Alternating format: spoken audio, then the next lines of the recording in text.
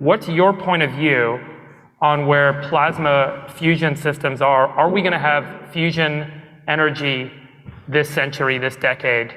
And does it create limitless energy where the electricity production goes up by 10,000-fold and the price of electricity drops by 10,000-fold? And then what does that world on Earth look like if that happens? So I guess the question is like, is that technology real?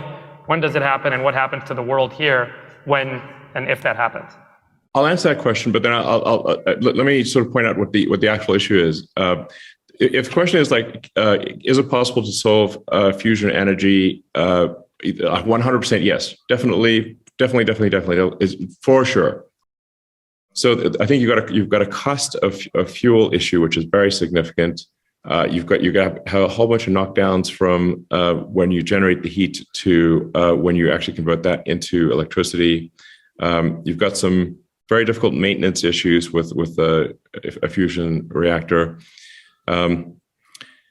So that should be then compared to alternatives. The sustainable energy alternatives that I think are overwhelmingly more competitive are solar energy, wind, geothermal, hydro, some tidal energy, but it's really primarily solar and wind. Now, and you can really say like, why bother creating fusion on Earth when we have a gigantic fusion reactor in the sky that just works with zero maintenance, and it shows up every day. Right. It's free. Consistent, yeah. But Elon, can we scale to 1,000x or 100x our electricity production here using solar and other renewable sources? Yes. So the amount of surface area you need to power the United States is remarkably tiny. So you need like basically roughly 100 miles by 100 miles of territory, and it obviously doesn't need to be in one place in the United States to power the United States. It's like a little corner of Texas or Utah, the entire country. And then if you could basically power, you probably 10x the just with solar alone, without displacing anyone's home.